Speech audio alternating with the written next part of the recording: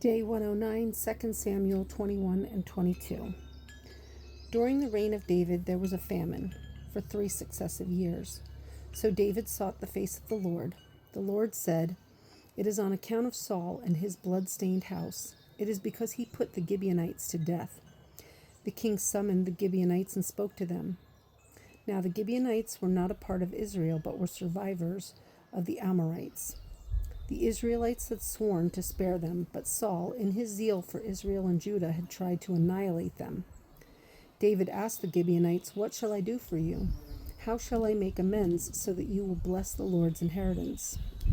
The Gibeonites answered him, "We have no right to demand silver or gold from Saul or his family, nor do we have the right to put anyone in Israel to death." "What do you want me to do for you?" David asked. They answered the king, "As for the man who destroyed us and plotted against us so that we have been decimated and have no place anywhere in Israel, let 7 of his male descendants be given to us to be killed and exposed before the Lord at Gibeah of Saul, the Lord's chosen one." So the king said, "I will give them to you." The king spared Mephibosheth, son of Jonathan, the son of Saul, because of the oath before the Lord between David and Jonathan, son of Saul. But the king took Armoni and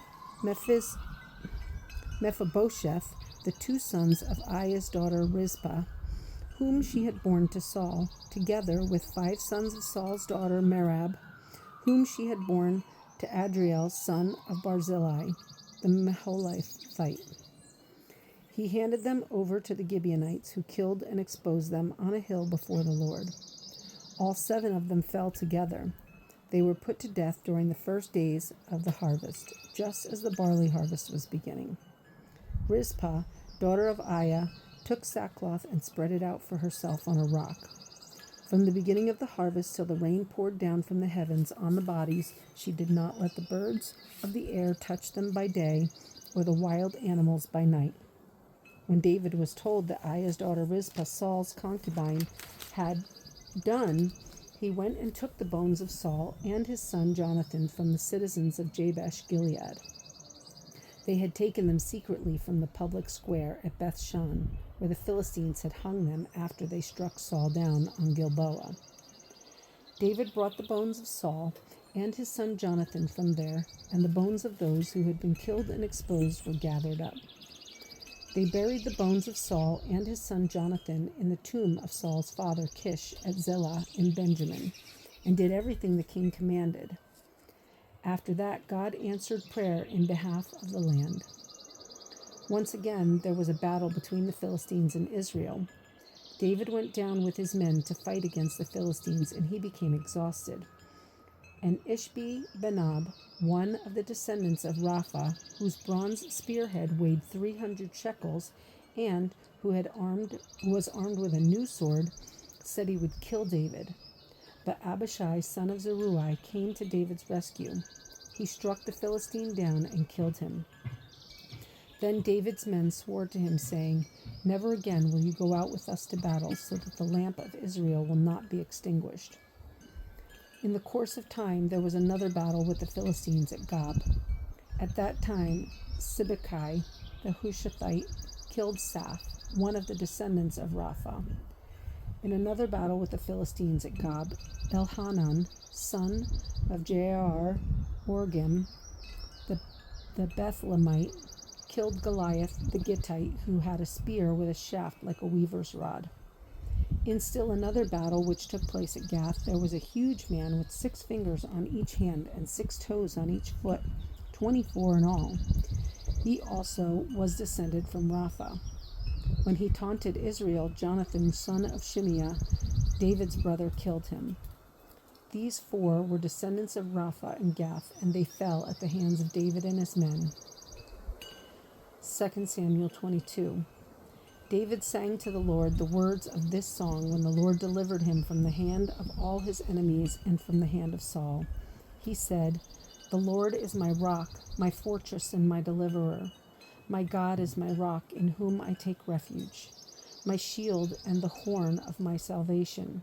He is my stronghold, my refuge and my Savior. From violent men you save me. I call to the Lord who is worthy of praise, and I am saved from my enemies. The waves of death swirled about me. The torrents of destruction overwhelmed me. The cords of the grave coiled around me. The snares of death confronted me. In my distress, I called to the Lord. I called out to my God. From his temple he heard my voice. My cry came to his ears. The earth trembled and quaked. The foundations of the heavens shook. They trembled because he was angry. Smoke rose from his nostrils. Consuming fire came from his mouth. Burning coals blazed out of it. He parted the heavens and came down. Dark clouds were under his feet. He mounted the cherubim and flew. He soared on the wings of the wind. He made darkness his canopy around him, the dark rain clouds of the sky. Out of the brightness of his presence, bolts of lightning blazed forth. The Lord thundered from heaven. The voice of the Most High resounded. He shot arrows and scattered the enemies, bolts of lightning and routed them. The valleys of the sea were exposed, and the foundations of the earth laid bare at the rebuke of the Lord, at the blast of breath from his nostrils. He reached down from on high and took hold of me. He drew me out of deep waters. He rescued me from my powerful enemy, from my foes who were too strong for me. They confronted me in the day of my disaster, but the Lord was my support. He brought me out into a spacious place. He rescued me because he delighted in me. The Lord has dealt with me according to my righteousness. According to the cleanness of my hands, he has rewarded me. For I have kept the ways of the Lord. I have not done evil by turning from my God. All his laws are before me. I have not turned away from his decrees. I have been blameless before him and have kept myself from sin. The Lord has rewarded me according to my righteousness, according to my cleanness in his sight.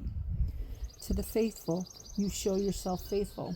To the blameless, you show yourself blameless. To the pure, you show yourself pure. But to the crooked, you show yourself shrewd. You save the humble, but your eyes are on the haughty to bring them low. You are my lamp, O Lord. The Lord turns my darkness into light.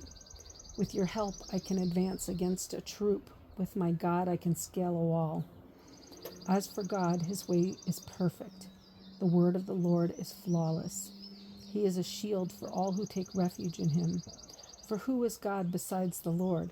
And who is the rock except our God? It is God who arms me with strength and makes my way perfect. He makes my feet like the feet of a deer. He enables me to stand on the heights. He trains my hands for battle. My arms can bend to a bow of bronze. You give me your shield of victory.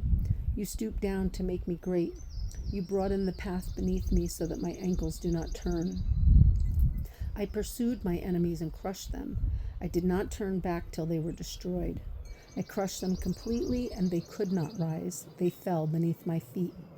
You armed me with strength for battle. You made my adversaries bow at my feet. You made my enemies turn their backs in flight, and I destroyed my foes. They cried for help, but there was no one to save them. To the Lord, but he did not answer. I beat them as fine as the dust of the earth. I pounded and trampled them like mud in the streets. You have delivered me from the attacks of my people. You have preserved me as the head of nations. People I did not know are subject to me, and foreigners come cringing to me. As soon as they hear me, they obey me. They all lose heart. They come trembling from their strongholds. The Lord lives.